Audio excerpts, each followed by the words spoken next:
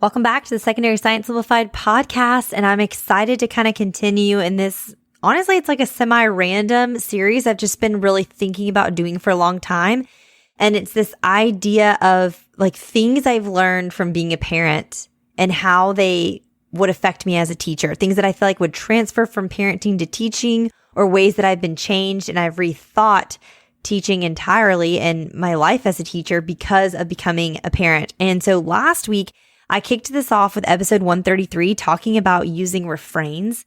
This is something I used in my classroom before ever becoming a parent. Now I use them as a parent. And then some of the ones I use as a parent like really would apply back to the classroom. So it's all about refrains. This is something you may already be doing and not even realize. It's something you have an opportunity to be intentional about if you haven't been already. And so if you haven't given episode 133 a listen, you should. So this week, continuing on with things I've learned, as a parent and really have changed me, is actually a personal refrain. Okay, so last week, these refrains I was talking about are things that like I'm saying to my children, to my students, and I'm hoping that they remember and they hear my little voice in their head, in their moments of conflict or in their moments of paralysis when they're trying to work through a hard test problem. Okay, I want them to hear my voice. This week, I'm actually sharing one of my own personal refrains, which is something I'm actually constantly reciting in my own head. Okay. I am speaking this over myself 24/7. And it's this concept of relationship over right, prioritizing relationships over being right. And I first introduced this, I can't remember what episode it was, but I had one of my best friends from college introduce this idea to me with parenting when we were talking about a parenting conflict and struggle we were both kind of walking through. And I haven't been able to let it go since. Okay. I haven't stopped thinking about this idea of relationship over right. It's really transformed how I approach parenting in a lot of ways. And I mentioned it on this podcast, once before. And then the reason that I got motivated to do this specific episode about it is at the beginning of the year when I send out my annual podcast survey where I'm just kind of asking everyone hey, what are you liking? What are you struggling with? How can I help? Someone submitted this. They said, I have a question about a couple of episodes. In one, you talk about relationship over right as a guiding principle. And this teacher even referenced episode 90. And we love a works cited. So that was in episode 90, which I'll link in the show notes. But in another episode, episode 33, you talk about how you made the mistake of not addressing minor infractions because you wanted to have a good relationship with your students. So I would love to hear more about how you determine where that middle ground is and how you address those minor infractions in a way that supports your relationship with the student while still holding them accountable for their actions. And I just thought that was a great question. And so we're going to cover it in today's episode. We'll talk about this concept of relationship over being right and kind of how I put that into practice. And then also balancing this middle ground when it comes to classroom management, which is just a very tricky thing. So without further ado, let's dive in. This is Secondary Science Simplified, a podcast for secondary science teachers who want to engage their students and simplify their lives. I'm Rebecca Joyner from It's Not Rocket Science.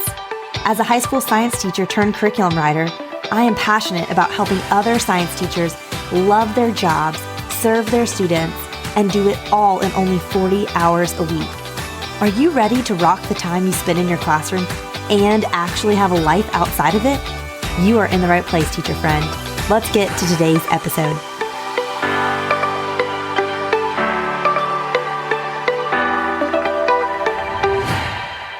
So first, I want to address this concept of middle ground that the teacher who posted the original question brought up. How do you deal with this middle ground of balancing one thing over the other? And I just feel like I need to start off by saying this is not my forte or my area of expertise. And I feel like it is something that I've been stretched in and I'm still have so much stretching to go. I'm growing a lot in this way. I live in the black and white. Shout out to all you Enneagram 1s out there who are listening who can relate to that. And that is hard because so much of life is lived in the gray and things not just being so cut and dry. And every year I kind of choose a word for my year. And typically I have like a word for my personal life that I'm kind of like using as my goal or my theme, and a word for my business and what I'm focusing on. Last year, my word for my business was literally chemistry in 2023. Like everything came down to chemistry. If it interfered with chemistry happening, then it did not happen. Like that was my work word. And then I had a different one for my personal life. This year, I actually chose 2 words, and it's a motto, and it's for my work life and it's for my personal life. And it's this concept of no rules. Because again, I'm this Enneagram 1. I want things to fit in boxes. I want things to be cut and dry and black and white. I make rules for things that don't even need rules because that's just like how my brain works. Everything is a spreadsheet. Okay. And I don't want to live that way. And so that's kind of been my motto. And that's how I've approached the business this year and running It's Not Rocket Science is like, okay, there's no rules. I don't have to do anything some type of way. It can be any way it needs to be. It's really freed me up a lot creatively.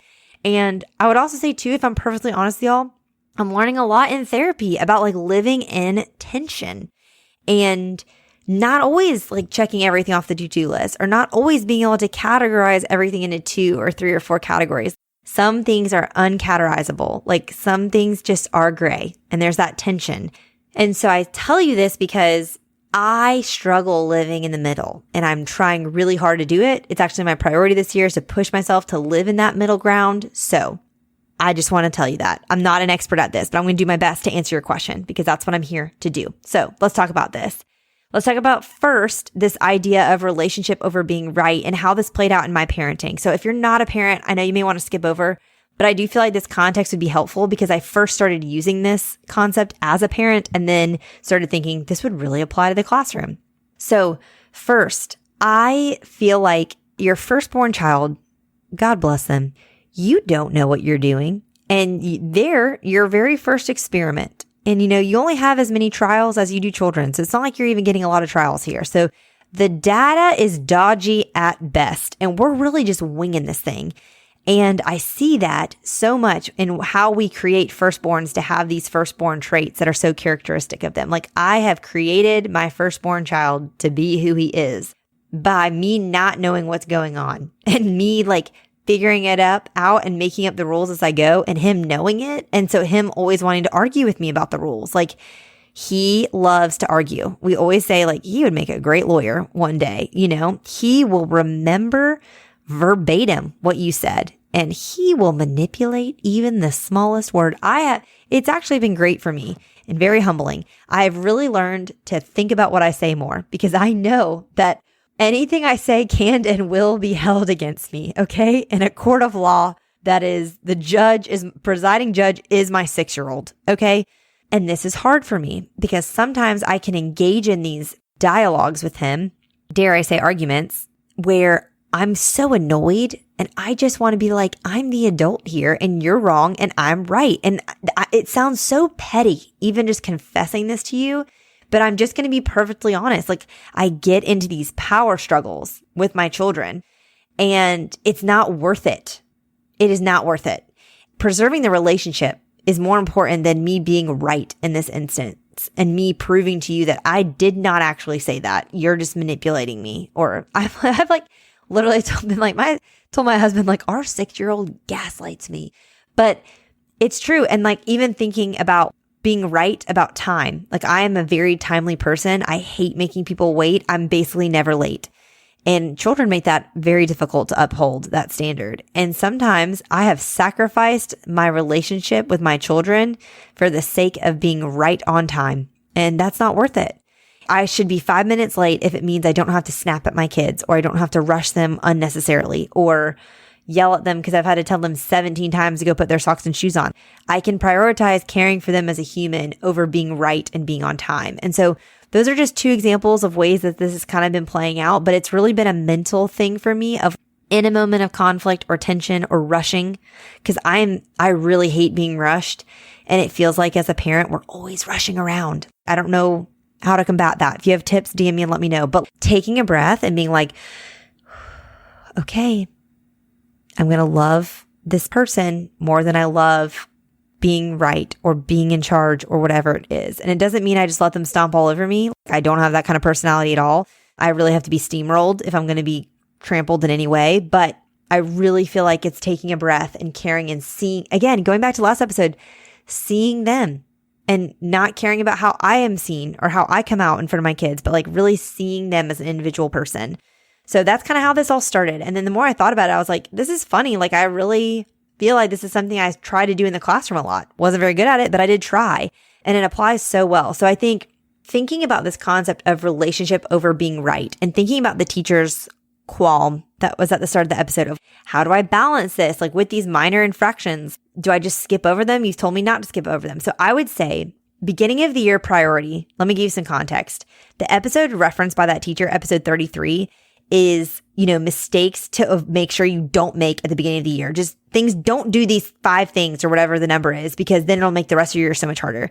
I think at the beginning of the year, you really have to train your students in the procedures, in the way that things are done in your classroom. You want these things to be second nature. You don't want to be expending energy in February, reminding them how we turn in our homework. Okay. So at the beginning of the year, when there's no relationship, okay, there's no relationship to prioritize because you don't even have one yet. You don't even know these people.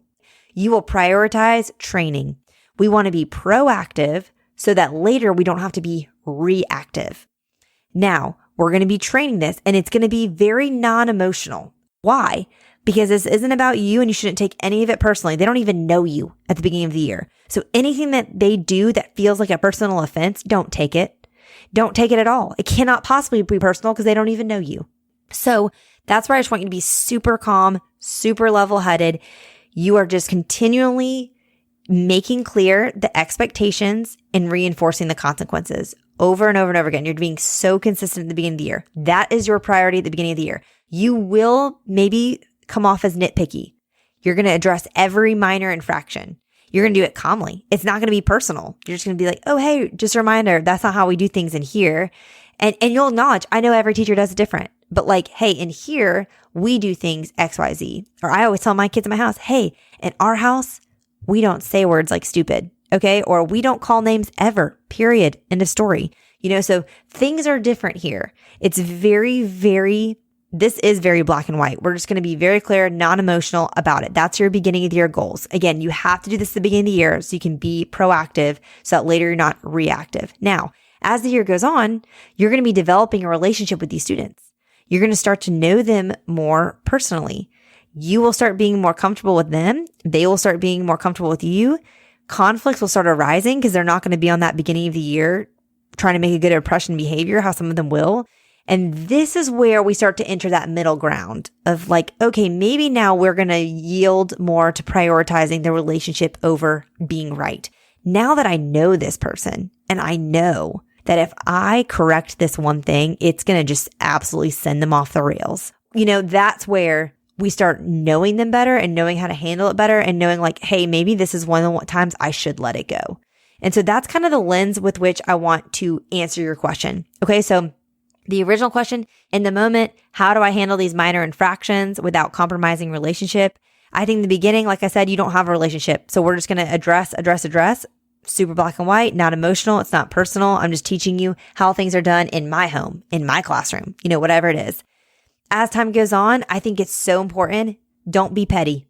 It's so easy. I think pettiness is the new sarcasm that was kind of a weapon that teachers could use as we were growing up. And I think pettiness has kind of taken over that. And I think it's our job. I think sarcasm can be hilarious, but it can also be really wounding. I think pettiness can be hilarious. It can also be really wounding. So I just want to challenge you. Don't be petty. So don't just pick on things that don't actually matter. Really prioritize what matters. I would also say prioritizing relationship over being right is like, don't make a scene.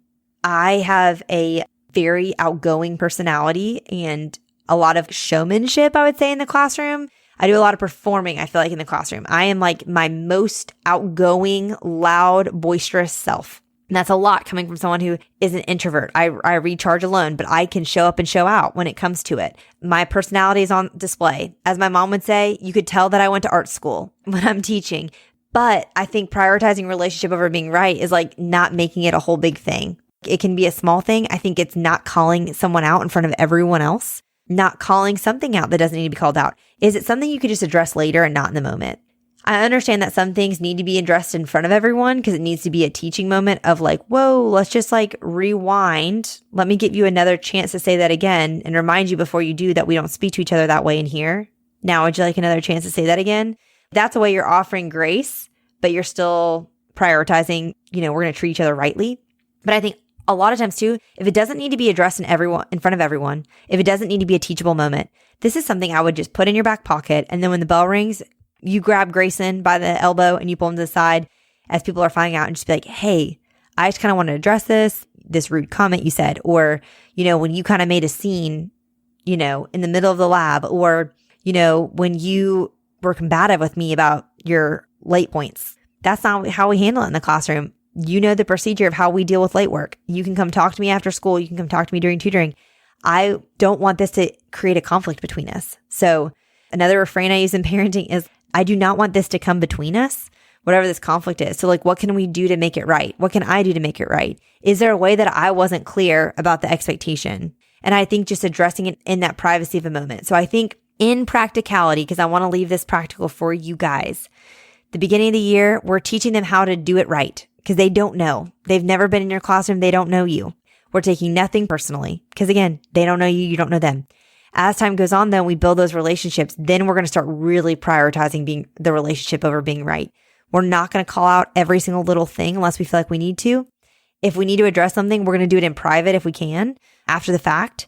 And if we need to make this a teachable moment and remind the whole class of something based on how a student behaves, we kind of do it like, whoa, pause.